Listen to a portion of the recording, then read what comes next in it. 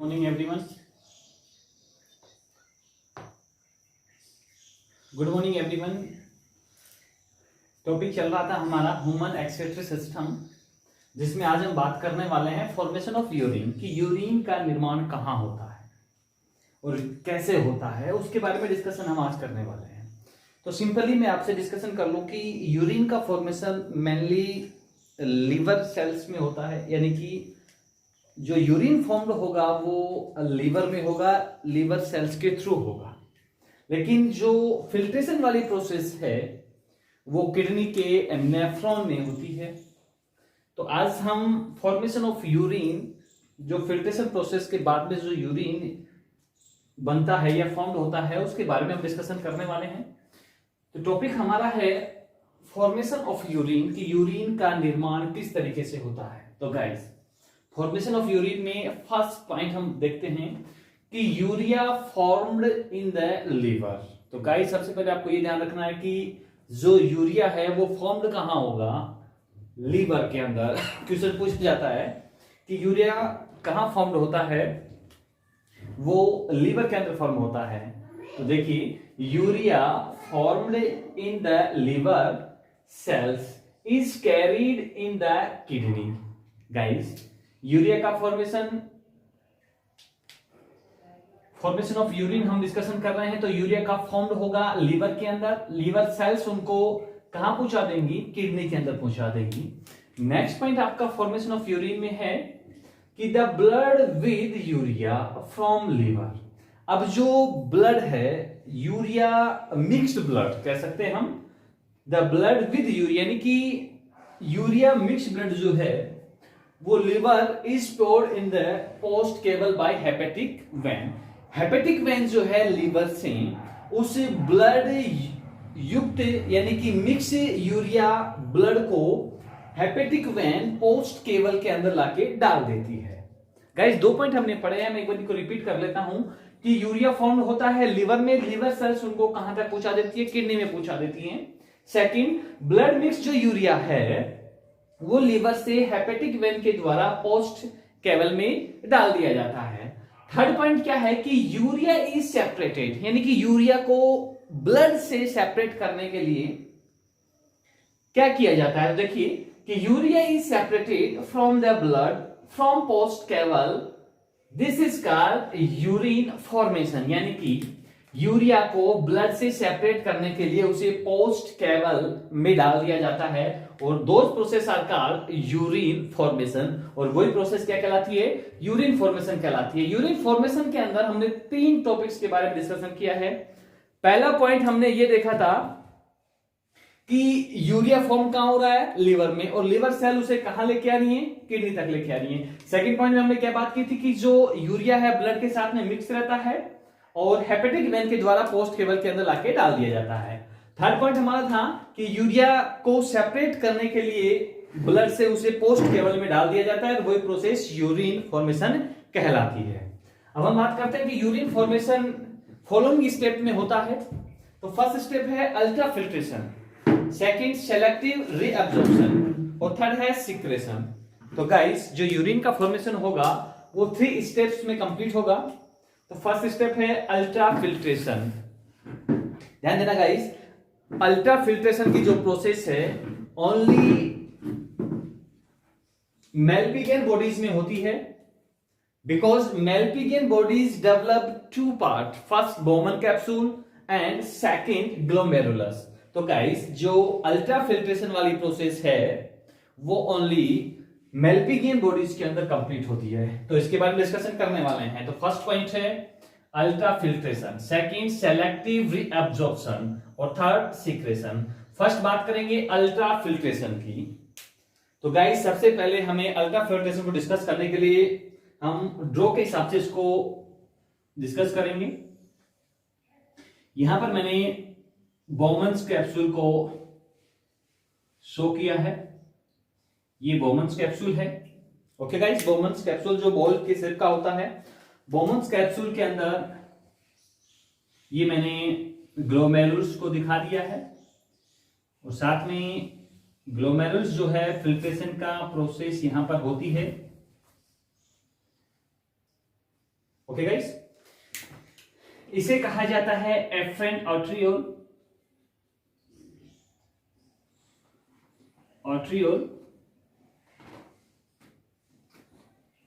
और ये है इफेरेंट आर्ट्रियोल।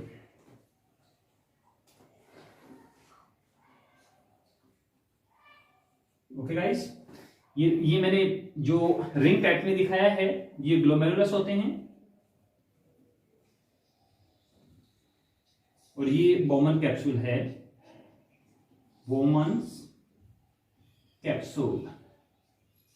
ओके गाइस, इनके बारे में हम डिस्कशन करने वाले हैं। देखिए अल्ट्रा फिल्ट्रेशन में क्या है, फर्स्ट पॉइंट इसमें देखते हैं कि Bowman's capsule in the uriniferous act function as a माइक्रोसीव।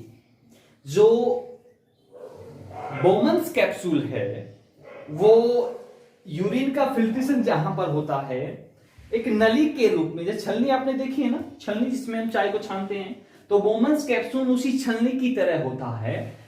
मतलब कैसा फंक्शन करेगा बोमन्स कैप्सूल, एक छलनी की तरह फंक्शन करेगा। तो Bowman capsules in the uriniferous act function as a microsieves, यानी कि एक छलनी की बात कार्य करता है बोमन कैप्सूल, ठीक है ना। किसमें? नेफ्रॉन में। नेफ्रॉन में जो बोमन कैप्सूल है वो माइक्रोसेव्स की तरह कार्य करता है, ठीक है। सेकंड पॉइंट क्या है कि the efferent arteriole carries urated blood. देखिए यहां पर ये एफरेंट आर्ट्रियोल है, कैरी करेगा, ये मैंने यहां पर ब्लड दिखा दिया है यूरिटेड ब्लड, जिसमें यूरिया मिक्स ब्लड है।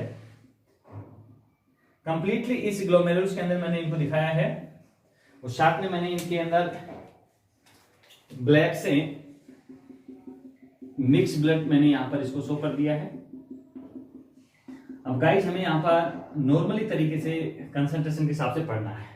देखिए हमने क्या कहा है कि Bowman's capsule in the uriniferous act function as a microsieve, यानी कि बोमन्स कैप्सूल जो है नेफ्रॉन के अंदर एक माइक्रोसेव की भांति कार्य करता है, एक छलनी की तरह कार्य करता है। सेकंड पार्ट इसमें हमने देखा है कि the efferent arteriole carries urated blood. Efferent arteries जो है वो यूरिया युक्त ब्लड को कैरी करता है in the and efferent arteriole takes away from blood from it. अब इस ड्रॉ को देखिए, हमने बोमन कैप्सूल के आपने शो किया हुआ है एफरेंट आर्टरी मिक्स्ड यूरिया, यानी कि यूरिटेड ब्लड को तो कहां लेके आ रही है? ग्लोमेरुल्स में लेके आ रही है, जबकि ग्लोमेरुल्स से ब्लड को बाहर ले जा रही है इफरेंट आर्ट्रियोल्स, ठीक है गाइस। सेकंड पॉइंट क्या है कि the wall of capillaries of glomerulus has innumerable pores of about 0.1 mu diameter. Guys हम इसको अपनी नॉर्मली पहले अपनी लैंग्वेज में समझने की कोशिश करते हैं।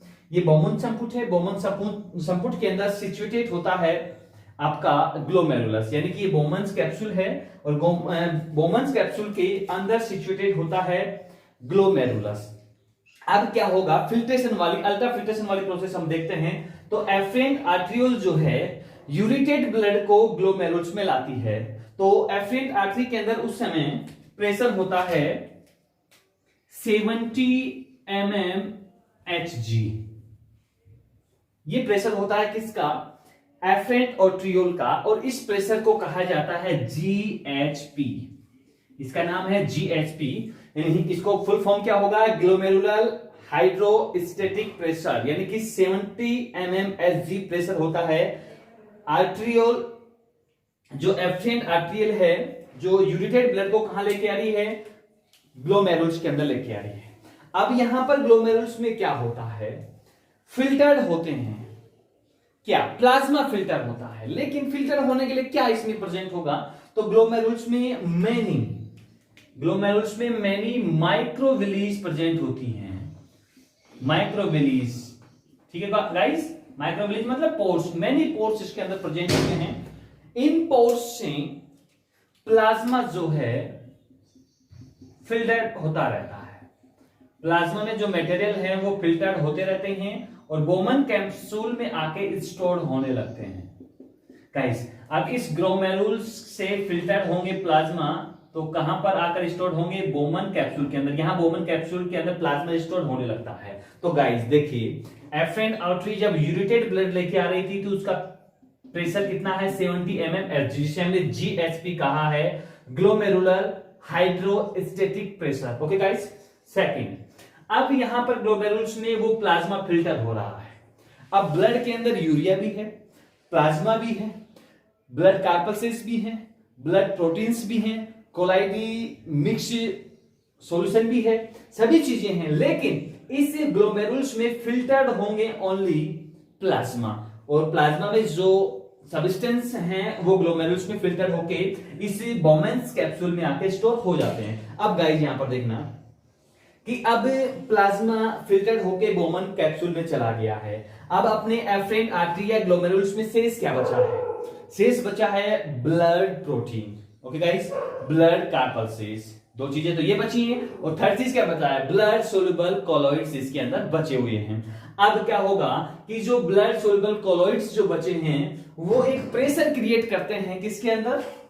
इस ग्लोमेरुल्स के अंदर एक प्रेशर क्रिएट करेंगे, जिससे उसके प्रेशर से ग्लोमेरुल्स के अंदर प्लाज्मा पर प्रेशर पड़ता है, और वो उन्हें ग्लोमेरुल्स के पोर से या माइक्रोविली से निकलकर बोमन कैप्सूल में इकट्ठे होने लगते हैं, और वो प्रेशर लगभग 30 mm Hg तक का प्रेशर वहां पर होता है, और इस प्रेशर को कहा जाता है बीकॉप।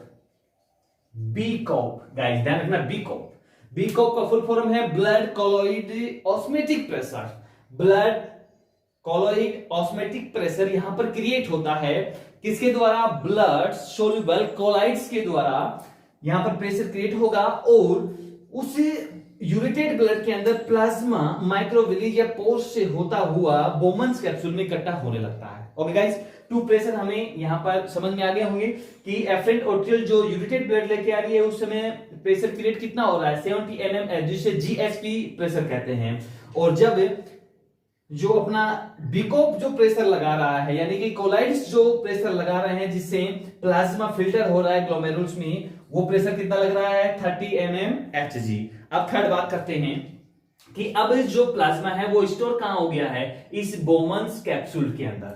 तो इस बोमन कैप्सूल में भी एक प्लाज्मा के द्वारा प्रेशर क्रिएट होता है, लगभग अबाउट 20 mm Hg, जिसे CHP कहा जाता है। गाइस ध्यान रखना कि बोमन्स कैप्सूल के अंदर जो प्लाज्मा स्टोर है उसके द्वारा 20 mm Hg का प्रेशर क्रिएट होता है, इसे CHP कहा जाता है। CHP का फुल फॉर्म क्या है? Glomerular hydrostatic pressure. गाइस ध्यान रखना, ग्लोमेरुलर हाइड्रोस्टेटिक प्रेशर तो था जीएचपी का, और बीकॉप का था ब्लड कोलोइडल ऑस्मेटिक प्रेशर, और सीएचपी का है कैप्सुलर हाइड्रोस्टेटिक प्रेशर। ये थ्री प्रेशर्स यहां पर वर्क करते हैं। लेकिन हमें अब ध्यान यहां पर ये देना है कि 70 mm प्रेशर तो हो गया एफरेंट आर्टरियल द्वारा जो यूरेटेड ब्लड को लेके आ रही थी, ठीक है। उसके बाद में बीकॉप ने प्रेशर 30 mm Hg लगाया, जिससे प्लाज्मा फिल्टर्ड हो गया और स्टोर हो गया बोमन्स कैप्सूल के अंदर। अब बोमन्स कैप्सूल में जो प्लाज्मा स्टोर्ड है उनके द्वारा एक प्रेशर क्रिएट किया जा रहा है 20 mm Hg का, जिसे CHP हम कह रहे हैं। लेकिन इनमें हमें प्योर mmg का प्रेशर दिखाई कहीं नहीं दिया है। तो देखना, हमें यहां पर नेट इफेक्टिव फिल्ट्रेशन प्रेशर को देखना है। नेट इफेक्टिव फिल्ट्रेशन प्रेशर को यहां पर देखना है। कौन से प्रेशर को? NEFP। इस प्रेशर को देखना है जो यूरिन में कन्वर्ट होगा। तो देखिए गाइस, इसको हम समझते हैं। ये आपको समझ में आ गया होगा। हम अब नोट्स के हिसाब से चलते हैं। तो देखिए, अल्ट्रा फिल्ट्रेशन में क्या है कि Bowman's capsule in the uriniferous act function as a microsieves. जो अपना बोमन्स कैप्सूल है वो एक छलनी की भांति नेफ्रॉन या यूरिनरी फेरस के अंदर वर्क करता है। Second, the efferent arteriole carries urated blood. Efferent artery क्या करेगी? कैरी करेगी। कैसे? ब्लड को, यूरिटेड ब्लड को। In this and efferent arteriole takes away blood from it. और इफरेंट आर्टरी जो है वो ब्लड को बाहर कर देती है ग्लोमेरुल्स से। ओके। थर्ड पॉइंट क्या है कि द वॉल ऑफ कैपिलरीज, जो कैपिलरीज जो वॉल है of glomerulus has innumerable pores of about 0.1 mm diameters. जो वॉल ऑफ कैपिलरीज है, कैपिलरीज की वॉल जो है उसमें ग्लोमेरुल्स के अंदर लगभग 0.1 mm डायमीटर के पोर्स होते हैं, जिनसे फिल्ट्रेशन की प्रोसेस होती है। प्लाज्मा उनसे फिल्टर्ड होकर बोमन कैप्सूल में स्टोर हो जाते हैं। थर्ड पॉइंट क्या है कि the substance dissolved in plasma can get through these pores. अब देखिए गाइस, जो यूरिटेड ब्लड आया है किसमें, ग्लोमेरुल्स के अंदर, उनमें से ओनली प्लाज्मा और उसमें मिक्स जो सब्सटेंस हैं वो तो फिल्टर हो जाते हैं, और बाकी जैसे ब्लड कार्पल्सेज हुआ, ब्लड प्रोटीन्स हुआ, ब्लड सोल्यूबल कोलोइड्स हुए, वो वहां फिल्टर नहीं हो पाते क्योंकि उनका शेप एंड साइज ज्यादा बड़ा होता है। नेक्स्ट पॉइंट हम बात करते हैं कि the efferent arteriole entering the glomerulus, afferent arterioles enter किसमें करेगी, ग्लोमेरुलस में। क्या भरा हुआ होगा, यूरिटेड ब्लड, और वहां पर उनका प्रेशर कैसा होगा, हाई, एंड डायमीटर कैसा होगा, मोर देन। तो देखिए guys, the efferent arteriole entering the glomerulus is more in diameter, diameter में क्या होंगी, ज्यादा होंगी, देन किसकी तुलना में, एफरेंट आर्ट्रियोल की तुलना में वो ज्यादा डायमीटर की होंगी। सो ब्लड फ्लो फास्ट, तो ब्लड का फ्लो कैसा होगा, फास्ट होगा in this, but at the time going out could not flow so fast। तो गाइस यहां पर ये पॉइंट ये कहना चाह रहा है कि ये जो एफरेंट आर्ट्रियोल यूरिटेड ब्लड को ग्लोमेरुलस में लेके आ रही है, तो इनका डायमीटर और प्रेशर दोनों ज्यादा होते हैं, लेकिन जैसे ही ग्लोमेरुलस के अंदर फिल्टर्ड हो जाता है प्लाज्मा, और जो शेष मटेरियल जो बचे हैं, ब्लड कार्पल्सेस, ब्लड प्रोटीन्स और ब्लड सोल्यूबल कोलॉइड्स जो बचे हैं, वो एफरेंट आर्टरी के द्वारा एग्जिट हो जाते हैं, तो उस समय उनका डायमीटर और प्रेशर लो होता है देन एफरेंट आर्ट्रियोल की अगेंस्ट। देखिए, in a healthy person the pressure of blood coming in the glomerulus, जैसे ही ब्लड आता है ग्लोमेरुलस के अंदर, उस समय प्रेशर क्रिएट होता है, और वो प्रेशर होता है GHP। तो यहां पर देखिए कि the pressure of blood coming in the glomerulus, कितना प्रेशर, 70 mmHg इज मोर, यानी इससे ज्यादा भी 77 mmHg भी हो सकता है। उसके प्रेशर को क्या कहते हैं, GHP, और GHP का फुल फॉर्म है ग्लोमेरुलर हाइड्रोस्टेटिक प्रेशर। जैसे ही एफरेंट आर्ट्रियोल यूरिटेड ब्लड को ग्लोमेरुलस में ले जाती है, उस समय का डायमीटर और प्रेशर हाई रहता है, ठीक है, लगभग 70 से 77 mmHg प्रेशर रहता है। उस प्रेशर को GHP प्रेशर कहा जाता है, यानी ग्लोमेरुलर हाइड्रोस्टेटिक प्रेशर से कहा जाता है। नेक्स्ट पॉइंट हम देखते हैं कि blood corpuscles, blood proteins, blood soluble colloids could not filter, यानी कि जो ग्लोमेरुलस है उसके अंदर blood corpuscles, blood proteins and blood soluble colloids नहीं फिल्टर हो पाते हैं। नेक्स्ट पॉइंट की हम बात करते हैं कि N opposite blood colloid osmotic pressure, किस समय, जब फिल्टर हो जाता है प्लाज्मा, देन उसी समय N opposite blood colloid osmotic pressure, जिसे बीकोप कहा मैंने, और ये 30 mmHg तक का प्रेशर क्रिएट करता है, is produced by the colloidal substance. अब उस आर्टरी के अंदर जो आर्ट्रियोल बची है या ग्लोमेरुल्स के अंदर क्या क्या बचा है, प्लाज्मा के फिल्टर होने के बाद में ब्लड प्रोटीन्स बचे हैं, ब्लड कार्पल्सेज बचे हैं, और ब्लड सोल्यूबल कोलॉइड्स बचे हैं। अब उन ब्लड सोल्यूबल कोलॉइड्स के द्वारा N opposite blood colloidal osmotic pressure create किया जाता है, लगभग 30 mmHg का, is produced by the colloidal substances in the blood, the filtrate in the Bowman's capsule cavity also produce about 20 mmHg pressure, which is called capsular hydrostatic pressure। guys देखिए, जैसे ही filtered हो रहा होता है प्लाज्मा, उस समय बीकोप pressure create होता है, किसके द्वारा, कोलॉइडल सब्सटेंस के द्वारा, और वहां पर 30 mmHg का प्रेशर क्रिएट होता है, जिसे प्लाज्मा ग्लोमेरुल से निकलकर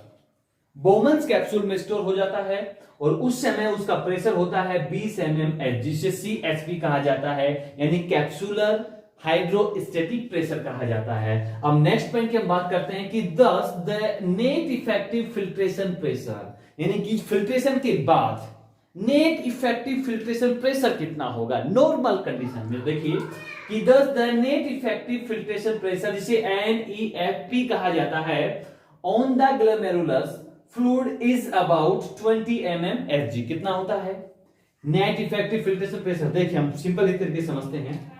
हमारे पास एफरेंट आर्टरी के द्वारा लगाया गया प्रेशर 70 mmHg है। कौन सा प्रेशर है? GHP। ओके गाइस, ठीक है, हमें क्या निकालना है, NEFP निकालना है, यानी कि प्योर ऑस्मेटिक प्रेशर यहां पर निकालना है, यानी कि नेट इफेक्टिव फिल्ट्रेशन प्रेशर यहां पर निकालना है।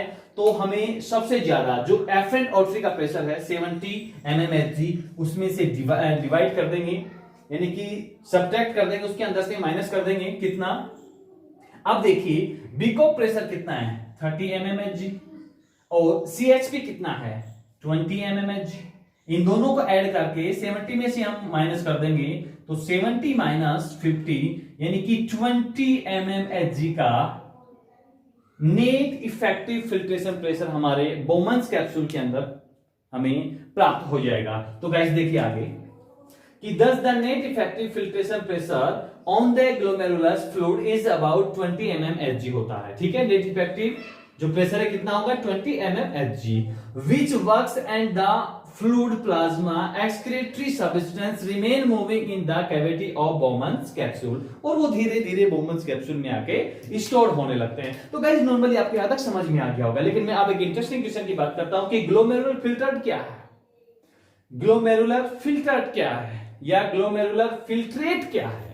तो गाइस सिंपली ग्लोमेरुलर फिल्ट्रेट वो है कि जो अपना ये बोमन कैप्सूल है इसमें ग्लोमेरुलस है, और ग्लोमेरुलस में जो प्लाज्मा फिल्टर्ड हो रहा है वो क्या है, ग्लोमेरुलर फिल्ट्रेट है। देखिए कि the filtrate plasma from the glomerulus are called glomerular filtrate. Okay guys, simply कि the filtrate plasma from the glomerulus are called glomerular filtrate या ग्लोमेरुलर फिल्ट्रेट हो गया है। सेकंड, अल्ट्रा फिल्ट्रेशन किसे कहते हैं, कि व्हाट है ultra filtration, what is ultra filtration. तो देखिए अल्ट्रा फिल्ट्रेशन क्या होगा, ये ग्लोमेरुल्स है।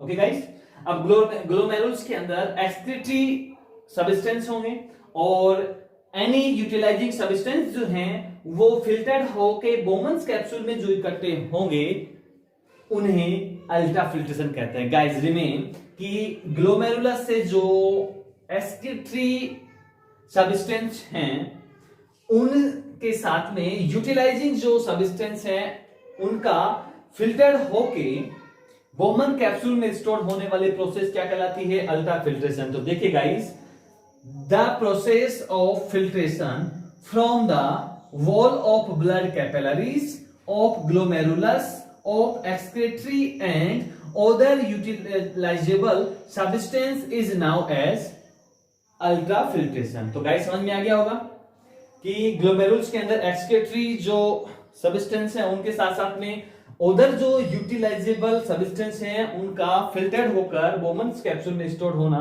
अल्ट्रा फिल्ट्रेशन कहलाता है। तो गाइस मैंने फॉर्मेशन ऑफ यूरिन में फर्स्ट पॉइंट जो इसका स्टेप है अल्ट्रा फिल्ट्रेशन, उसके बारे में मैंने यहां पर डिस्कशन किया है। अगर आपको कोई डाउट हो तो मुझे कमेंट बॉक्स में अपने डाउट्स को भेज सकते हैं ताकि मैं आपको उसका सॉल्यूशन प्रोवाइड करवा सकूं।